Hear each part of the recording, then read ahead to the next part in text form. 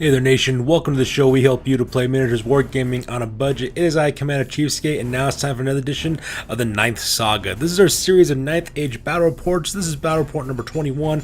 It is a 5,000 point battle report that is fought between my friend Lady Domina of House Daechir, the Golden Reavers versus Skyros, which is her Dread Elves army, versus yours truly of the Legion of the Hellmouth, a 5,000 point Warriors of the Dark Gods army. So we're throwing it down 5,000 points between Dread Elves as well as Warriors of the Dark Gods of Change. I'm going to have to actually show some pictures of both armies, and I shall have the rosters roll through and scroll through with some background music. If you want to check out to see exactly what we're bringing on this one, feel free to pause and check out at your own leisure. With that being said, ladies and gentlemen, let's get on with the army list and on with the battle report.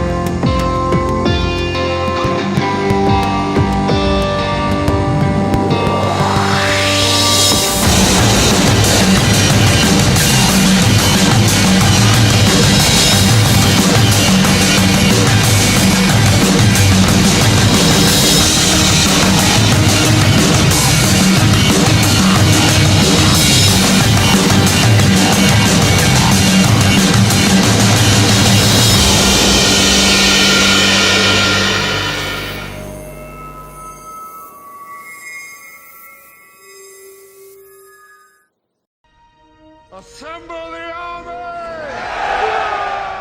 Alright folks, going to talk about deployment. As you can see, we are actually playing on a 4x6 table. My army, the Legion of the Hellmouth, is deployed on the near side of the table. My opponent, Lady Domina, is deployed on the far side of the table. As you can see, both our armies are kind of laid out in kind of a linear fashion as well. We got some hills, as well as some forests, as well as some standing stones and watchtowers in order to fight across, and it's pretty much straightforward. So as you can see in this, the way the kind of the battlefield's kind of laid out, I have my infantry forces as well as my chariots in the center of the table. I got my Vortex Fiend as well as Lord Tremendous himself parked on top of that hill, and I also got my Chaos Knights located there on the far, Wasteland Knights located in the far right hand of the table.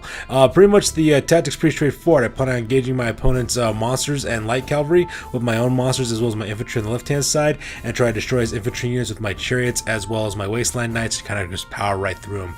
Pretty much this could be kind of a tricky kind of deployment situation as well as move, because I am taking on 2 Dread Reapers, which could be proved to be very, very deadly for my army, so I'm going to have to do some really careful maneuvering.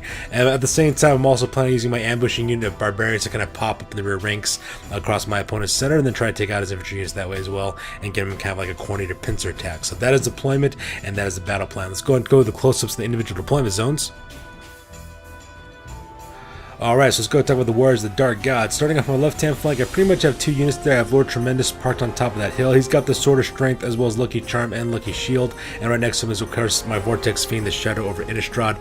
Pretty much the plan is to weaken my opponent's left-hand flank, which he has light cavalry and monsters located at, by taking him down with some magic, hopefully using my Vortex Fiend in order to channel some of my magic missiles and destroy them that way. And then engage in close combat with Lord Tremendous and kind of sweep from the left-hand side and destroy his forces that way.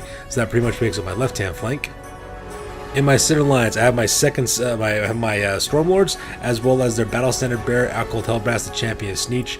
That unit has 2 banners that give them +1 inch for their movement. So this is actually a unit movement, 6-inch movement unit there, so that way they can fly across the battlefield. And the reason why they have such a high movement value is because I have a lot of fast movers in my army. Speaking of which, on the right hand side there, as you can see, I got my 2 chariots. I got my Mauler chariot, the Gestalt of Power, as well as my Wasteland chariot, the Sign of Sylph. So because everything in my army moves very very, very rapidly. My infantry needs to be able to keep up pace with that. So because of that, I've given this unit of halberd wielding wasteland warriors 2 banners that kind of increase their movement speed as well.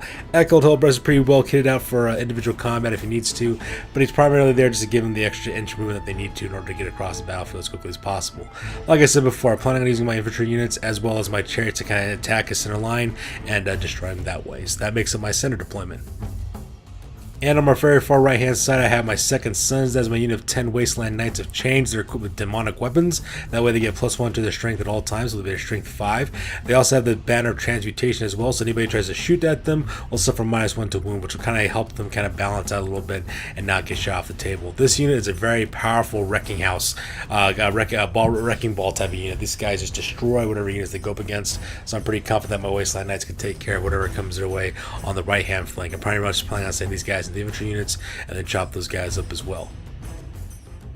And resting off the table is my unit of barbarians, as well as their barbarian Jarl, Jarl Village, the Kursling, as well as his 20 barbarians. These guys have ambusher special rule, as well as vanguard. I've also equipped them with throwing weapons, as well as light armor and shields as well, so that way they got parry saves and kind of help them out, so that way they can take on the higher skilled infantry that my opponent is bringing. But I'm really bringing this for their throwing weapons. These guys are like ninjas. They kind of creep up from behind you using the ambushes rule, pop shots off, take out war machines, take out light armored infantry, which Dark Elves have a lot of, Dread Elves have a lot of. So that's pretty much what my plan is for these guys. So these guys are off the table until I can roll up on them starting on turn number 2. Alright, so with that being said, let's talk about House Daechir, the Golden Reavers of Skyros. We'll start off on the left-hand flank here. As you can see, they pretty much have all of her monsters located at. Laying down to put the Shackle Morseers, which are her Dark Alkalites on the left-hand side, as well as her Shadow Runners, her 5 Dark Riders, right there on the right-hand side. And then right behind them, starting on the left and moving right, we have Mistress Iridani, the Consort Dagon. She's equipped with the Midnight Cloak, has got a lance, heavy armor, and she's also a Cult Priestess. She's located on top of that Dark Pegasus there. Right behind her, you have Beast Lord Midas Daechir. He's kit out to kill as well. He's got the Kingslayer weapon as well as Armor of Destiny. He's kind of crouched back there with Calibos' Manticore, and then leading them, of course, is his 2 monsters, Rathric the Maw, which is in the center, which is Lady Dominus Kraken, as well as her War Hydra Virzil the Broken. So very, very deadly and very, very heavy kind of left flank here for her army. And then making Lady Domina's center lines is where all of her infantry is located at. And the left there, you got the Morning Dawn, which is her unit of 20 Dread Reaper, not Dread Reapers, 20 Repeater Auxiliaries. Those guys are with repeater crossbows, very, very deadly. They can put a lot of shots out as well. And also on the right hand side, she has her huge unit of Dread Legionaries. That is the Sea Stone Sorrows. And there she's got Captain Lodi Daechir, who's got the Banner of Gardeikos, which gives these guys +1 up in their wounds to roll in close combat. And also in that unit, she also has her Oracle, the Sister Cinder, the Oracle of Kos. That's her level 4s using the Path of Cosmology as well. This unit's going to be very, very tough to break because it's a very large unit.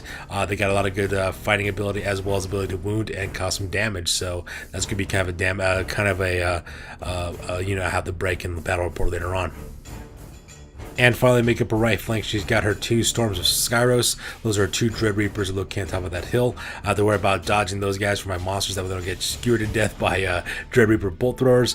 At the same time, I got to make sure my troops don't get shot to pieces by using their multiple shots as well. So it's going to be a real challenge on this one. So with deployment over and our battle plans assessed, let's go on top of turn number 1. We won the initiative this one, so Warriors of the Dark Gods will be going first. Alright, so this is taking out the top of turn number 1 after the move phase. As you can see in this photo as well, we also got a lot of vanguarding movements taking place. So Lady Dominus took her Shackle Morseers as well as her Dark Riders to kind of send them forward through that autumn colored forest in order to kind of screen her monsters' advances. So what I decided to do was kind of go for kind of like a divide and conquer kind of situation. I decided to send my infantry to the left-hand flank to take on the monsters because these guys are strength 5 with their halberds as well, and there's a lot of them as well, so they can also do a lot of damage. They could also pick what kind of attacks use because these guys are marks of change, so I can use flaming attacks or magical attacks or divine attacks. And that way I could chop up his units, his light cavalry units, as well as monsters when I engage in close combat as well. Have my Lord Tremendous as well as my Stratos of Innistrad to lend support for them, and they'll be able to take on the left-hand flank. So as you can see in this photo, I just kind of move up my infantry forces kind of gingerly, kind of protecting them, their flanks between that watchtower as well as the forest. Also send up Shadow of Innistrad a little bit force, that way he can throw out some magic missiles by having Lord Tremendous send it through him in order to hit forward as well using his Waves of Change ability. On the right-hand side too, I'm also also moving up my Knights, my Wasteland Knights, my Second Sons, as well as the Gestalt of Power and the Scion itself to deal with those infantry units down the right hand side. And the reason why I'm doing that is because I have my ambushing unit of Barbarians, and my plan is to get those infantry units as well as my cavalry units to get the Dark Dread Elves infantry into a pincer attack, so that way I'm attacking them from both the front as well as the back. These guys are Dread Elves, only toughness 3, so a lot of damage can be done with some impact hits, so that's pretty much what I'm going for in this tactic. Here's a close-up of the Shadow over Innistrad, as well as my Stormlords heading directly towards the Shacklemore Seers, as well as the Shadowrunners. And here's a close-up of my Gestalt of Power, as well as the Scion itself and my Second Sons getting ready to move in closer towards those infantry units there on the right-hand side of the board as well. So the movement phase over, we go directly to the magic phase.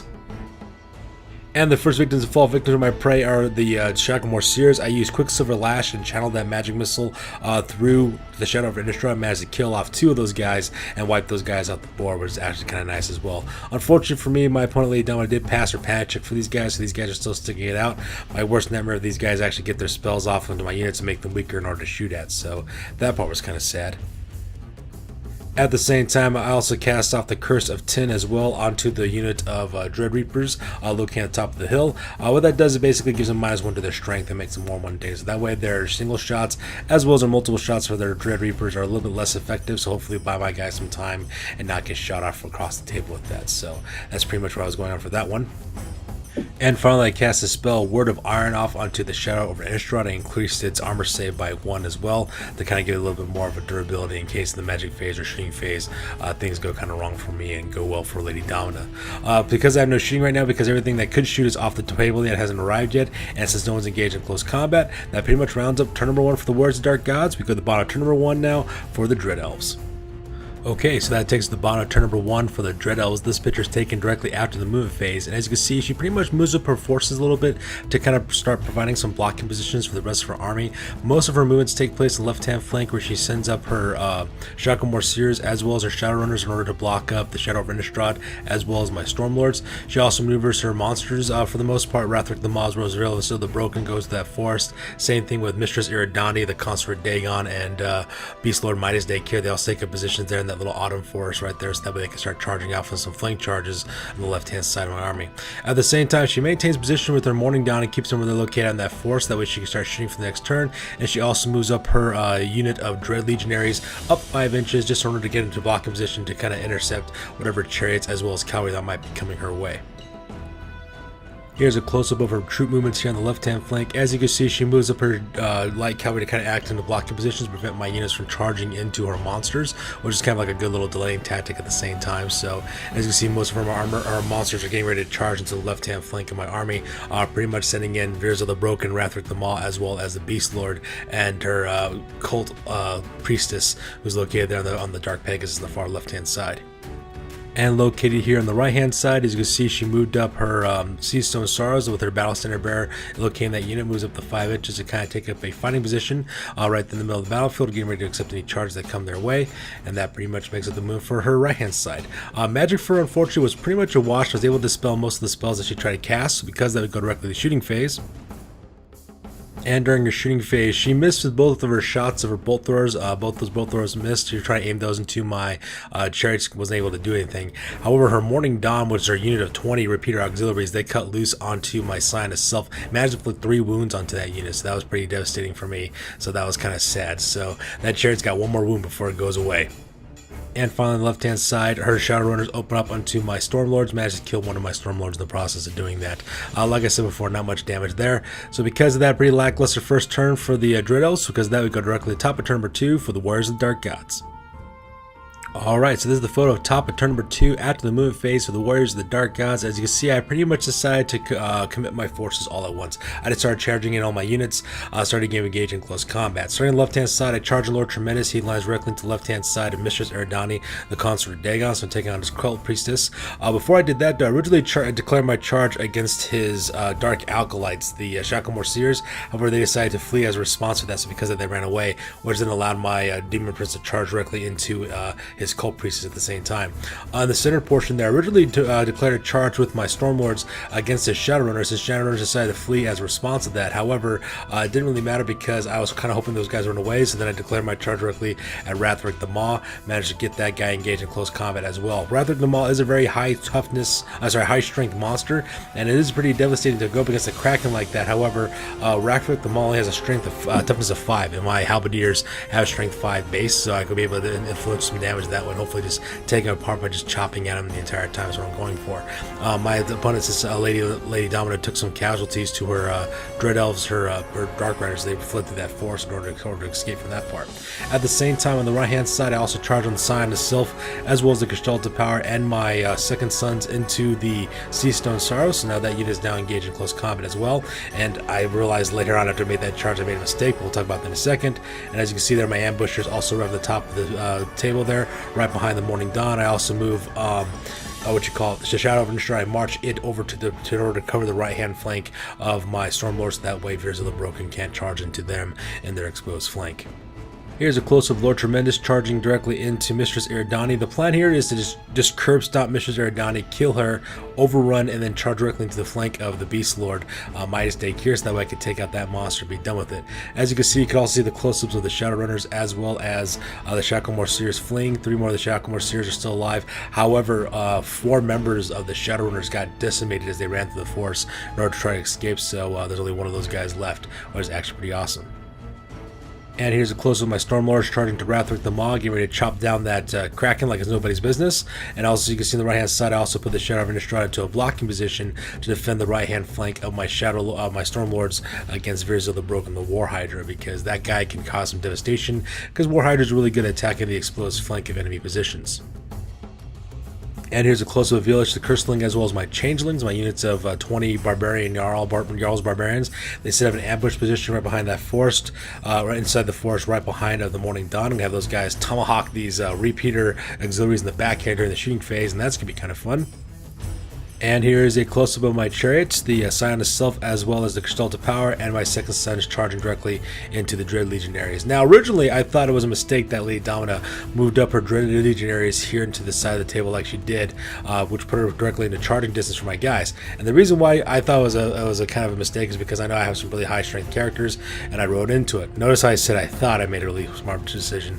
The reason was because I forgot that these guys are, I forgot I was playing the 9th Age, and that mundane equipment like spears are very, very deadly in the 9th Age, especially if you go up against cavalry. I totally forgot that not only do the guys get an extra fight and extra rank special rule, and also they get to use their killer instinct special rules and everything like that for their unit, but they also gain lethal strike if they go up against cavalry and chariots, which I totally forgot that they could do that because I'm used to playing Warhammer, not 9th Age. And as you can see here, I have nothing but chariots and cavalry charging directly into that unit of spearmen.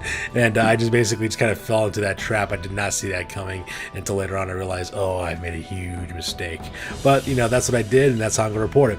So with that being said, we go directly to the magic phase. Unfortunately for me, I rolled really low on my magic dice. All my spells got dispelled, so there really isn't much to be said about the magic phase on this one. And because of that, we go directly to the shooting phase.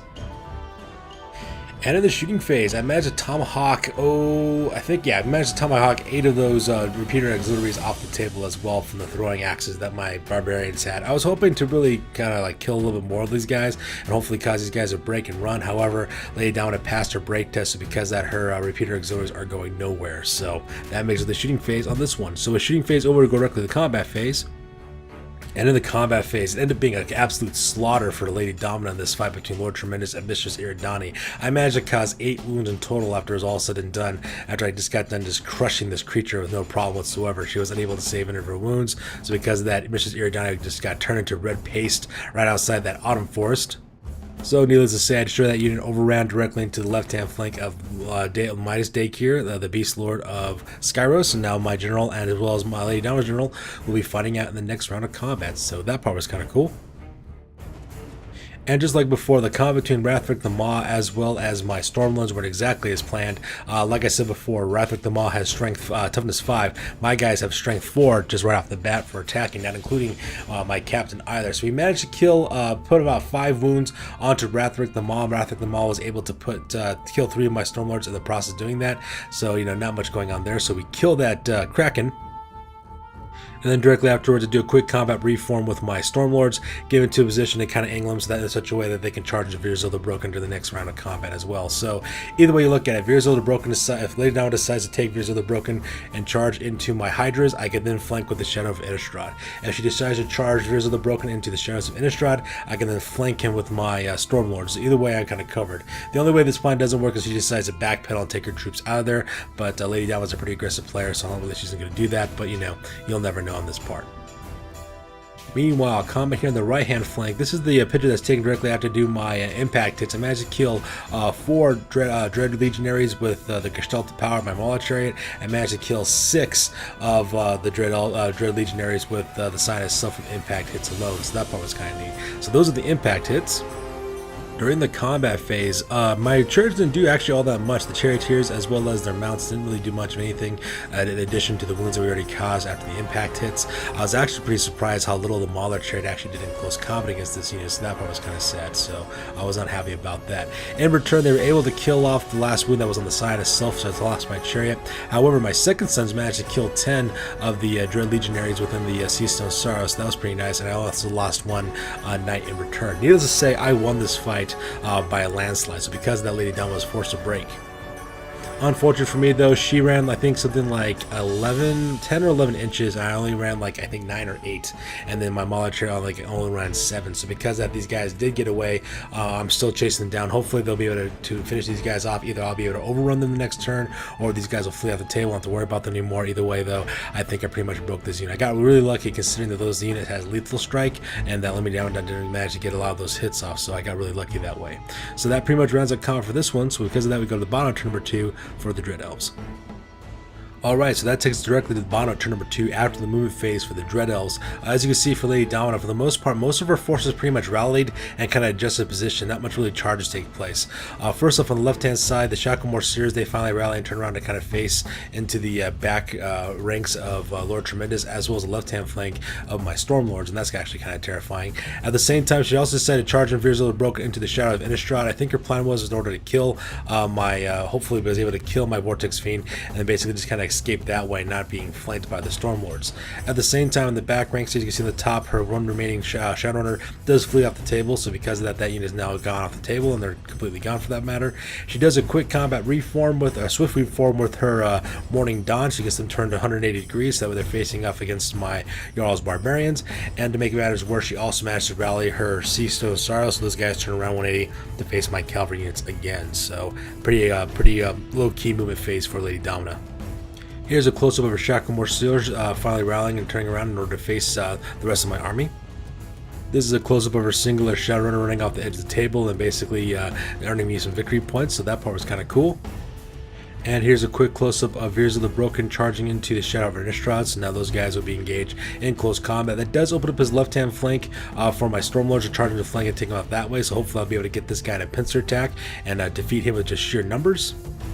And here's a close-up of her Morning Dawn turning 180 degrees to face down my Changelings, as well as Village to the Curseling, and same thing with her Dread Legionaries also turning 180, so the Seastone Stars are now facing down my Cavalry as well as my Mauler Chariot as well. So unfortunately for Lady Dama, the magic phase didn't actually go so well for her. Pretty much most of her spells got dispelled. We were just having a really weak magic phases, both of us were during this battle report, so not much magic to be had. So because of that, we go directly to the shooting phase. So during the shooting phase, Lady Dama takes both of her Dread Reapers, manages to kill off, using multiple shots, managed to kill 6 of my Barbarians from my unit as well, so that part was kind of nice. She really couldn't fire with the Morning Dawn because after doing a swift reform, they aren't able to shoot because there's too much movement going on for those guys, so she was able to engage the Reaper with her Repeater to auxiliaries. However, her Dread Reapers had no problem killing 6 of my Barbarians. Unfortunately for me, I do have to take a panic test. And as you can see in this photo, I rolled a 9 for my leadership test. The Jarl's Barbarian only actually has a leadership of 8, and since I'm not within range of my Battle Standard Bearer, I have to flee at this point. So because of that, I roll my d6 to see how much I go. I think I go like something like 8 inches or something like that. And because of that, the remainder of my ambushing unit just flies off the table and just runs away, trying to save themselves from the hell that was coming their way from those Dread Reapers. And I just can't believe that actually happened. I mean, I was like, oh my god, are you freaking kidding me? But you know, that kind of thing happens all the time, and so now my ambushers are gone, and so now my cavalry is just kind of left by themselves to take up what's left of this infantry engagement in close combat. And during the second half of the shooting phase for the last remaining Dread Reaper, managed to plink off 2 more of my second sons using multiple shots, so that part was kind of sad as well. So now my cavalry units are only up to, my second sons only have 7 knights now, and then luckily for me, my power Gestalt power is still alive, so hopefully I can cause some more damage during my movement phase and charge directly into that unit of spearmen and just kind of destroy it, and that's where I'm kind of going for at this point. So that makes it the shooting phase. So with shooting phase over, we go directly to the combat phase. In the combat phase, I managed to put 4 wounds onto Beast Lord minus Daechir and Kalibos as well. Now, I know a lot of you guys will say, hey, but Commander CheapSkate, the Dark Elf Lord should be dead since the Beast Lord only has, I think, 2 or 3 wounds. That guy should be dead on that part. Normally, you'd be correct, alright? But unfortunately for us, because there's like no monster reaction table for Manticores and stuff, what my friends and I decided to do, we kind of house rule this when it comes to characters running monsters. We decided to pull the points together in terms of wounds. We take the highest toughness of both parts, you get to strike against that, and then we combine the wounds. So because of that, this guy actually has 8 wounds, I believe, is what it ends up having as a total. So it doesn't do me any good because I don't have any characters running monsters, but it does help out my friends who do play characters running monsters, and that's just kind of a neat little game mechanic we decided to do for ourselves. It makes it more challenging for me, and it also makes it to where her characters running a monster are just killed outright, and that's perfectly fine. I mean, that's how we house rule it. If you guys don't like the house rule, well, too bad. That's how we do things. I mean, with our gaming group, we do what we want. So that's what happened in the combat here between Lord Tremendous as well as Beast Lord minus Daechir. And surprisingly, the fight between Reavers of the Broken as well as the Shadow of Innistrad was actually kind of tame. In the end, Reavers of the Broken was only able to get off 1 wound onto my Shadow of Innistrad. I was just rolling out the box my ward saves for my Vortex Fiend, so I got really lucky on that part as well. Unfortunately, I wasn't able to inflict any casualties back. I think when I rolled my d6 for my random attacks, I think I rolled a 1, so I only had 2 attacks, and those absolutely went nowhere. But so long as my Shadow of Innistrad can still hold out, I can charge in my Stormlords, get that Reavers of the Broken into the flank, and hopefully chop that guy down with some mighty halberds. Now we'll make up the combat phase for this one, so because that we go to the top of turn number 3 for the Warriors of the Dark Gods. Alright, so this pitch is taken directly after turn number 3, at the top of turn number 3 after the movement phase. As you can see in this photo, pretty much I just start charging on the rest of my units to kind of engage my Lady Domina's forces and hopefully just kind of finish them off. First thing that I do, I charge in my Stormlords into the left-hand flank of Reavers of the Broken, the War Hydra, so that way I can chop that guy and hi-ho him down to size using my halberds. At the same time, I also charge in my Gestalt power as well as my second sons into the Seastone Sorrows and go ready to go to toe-to-toe and take those guys out with close combat. Yeah, they're using spears, and yes, they do get lethal strike if they roll 6s, but I mean, in the great scheme of things, how many times do we actually roll 6s in a battle report? So I decide the gamble's worth it. Hopefully I can break that unit or destroy it outright, and that's pretty much what I'm going for at this point. Here's a close-up of my Stormlords charging to the left-hand flank of the Reavers of the Broken. So now that War Hydra is stuck in a pincer attack, being attacked from the left-hand flanks of the infantry, as well as my monster Reavers of the Shadow of Innistrad in the front. So hopefully that combat will go pretty much my way. And here's a close-up of Gestalt power as well as my second sons charging directly into the front rank of the Seastone Stars. And hopefully my plan is to either destroy this unit outright or make them cause enough casualties these guys will break and then flee off the table because they're so close to the table edge. Because of that, we go directly to the magic phase. And the magic phase shows exactly why you want to use a Vortex Fiend in your army, especially if you're using a magic path that uses magic missiles a lot like I did during this battle report. So like I said, for the most part, the magic was pretty much lackluster until this very last round of magic that took place here against this target unit. What I decided to use was the spell, I believe it's called Molten Copper. Yeah, Molten Copper spell is what I decided to use from Lord Tremendous. Lord Tremendous cast it to his Vortex Fiend and then rocketed across the battlefield towards the Morning Dawn. Managed to kill 5 of those Dark Elves in the process of doing that. So that was actually very important, very powerful for me. It was enough to make these guys cause a break test, and just like that, the Morning Dawn, they evaporate into smoke because they fly off the table edge, quickly falling Village to Curseling as well as my Changelings off the board because I must have killed the 5 most popular guys in the group, which is actually kind of cool on that part. So with shooting phase over, magic phase over, we skip shooting phase because I have no more shooters on the table, and because of that, we go directly to the combat phase. Alright, during the combat phase, we first start with impact hits that's caused by the Gestalt power charging directly into this unit of Dread Legionaries. I managed to kill 3 of those guys in the process of doing that. And during the course of normal close combat, I managed to kill 3 more of those Dread Legionaries with the Gestalt of Power, so that was kind of nice, for a grand total of 6 kills on that part. My second sons were also able to kill 5 more Dread Legionaries through close combat as well. Now, on the return side, however, I did suffer 2 wounds on my Mauler trait, so the Scion itself has 2 more, my Mauler trait has about 2 more wounds, I believe, before that unit goes KIA, and I also lost 2 second sons in the process of doing so. However, as you can see in this picture, the only 2 guys who are left alive in the Dread Spears are right there next to my Gestalt of Power, and those guys had to take a breath test, and they also flew off the table. I decided to restrain and not pursue them instead. Instead, I do a quick combat reform and turn to face the Dread Reapers on the top of that hill there. My plan is to charge in the Gestalt of Power as well as my second sons into those chariots, and hopefully take, sorry, not those chariots, those bolt throwers, and hopefully take them out, not to worry about that anymore. And then close combat between my general as well as his general as well was actually pretty good on that part. I managed to put, I think, a total of 9 wounds, but it was all said and done onto this guy. My chopping attacks, I was just like going to town with my attacks and just going through his Lady Dominus ward saves like it was nobody's business, unfortunately for her. Unfortunately for her, she did not get a chance to return any attacks because I was at a higher initial level, so because of that, Beast Lord Midas Daechir is now dead. And I do a quick combat reform and turn to face the rest of the Shacklemore Seers and get ready to take on those guys during my next turn if I'm able to. So very successful combat against the general. And because my Stormlords have a higher initiative than Virzil the Broken, they go up and attack, and they manage to put the last 5 wounds onto Virzil the Broken and manage to kill that War Hydra before he can cause any return damage to my Stormlords or against my Shadow Reaver Innistrad as well. So that part was pretty epic. Which, ladies and gentlemen, takes directly to end the game. As you can see, Lady Domina looked at all she really had left were 2 bolt throwers, as well as her Shacklemore Seers. So because of that, she decides to surrender the game, and that, ladies and gentlemen, is officially going to do for this one. So with that being said, we're going to go to the after action report because this battle report is now officially over. Sure, I could have stayed in the past. Could have even been king. But in my own way, I am king. Hail to the king, baby. Alright, ladies and gentlemen, now it's time for the after action report. This is the part of the battle report where we talk about what went well, what went poorly, what we can learn for the next time that we do battle. This is the after action report for the 9th Saga, 9th Age battle report number 21. It was a fight between Lady Domina of House Daechir, the Gold Reavers of Skyros, and the Dread Elves, versus yours truly, the Legion of the Hellmouth, with my warriors, the Dark Gods.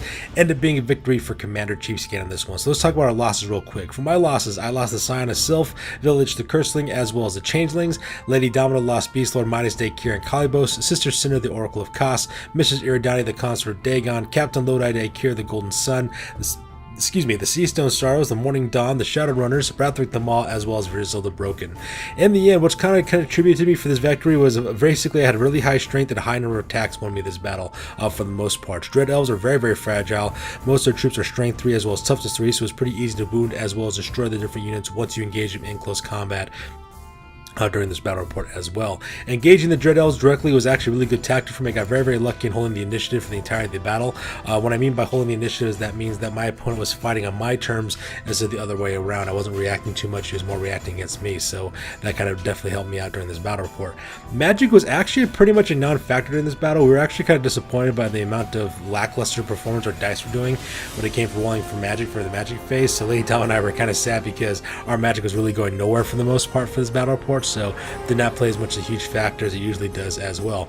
Another thing we want to look at as well is that monsters for the Dread Elves are much more fragile than they are in their Warhammer Fantasy battle counterparts. So that might be something that the creators might want to look at because some of these monsters are pretty easy to destroy, especially if you engage them in close combat with some big units of infantry.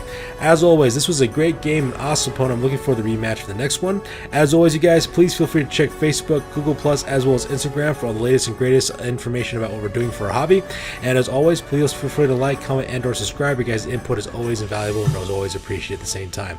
That's going to pretty much wrap up for this one for the 9th Saga. Remember, we alternate every Sunday with the 9th Saga as well with Age of the Realms, which is our Warhammer Age of Sigmar battle reports. And on Thursdays, we alternate between two different gaming systems. We have Warhammer the Golden Age, which is our Warhammer Fantasy Battle 8th Edition battle reports, as well as Tales from the Underhive, which is our Necromunda battle reports as well. That's good to do for this one, you guys. You guys take it easy, stay classy. We will see you guys in the next one. Peace out.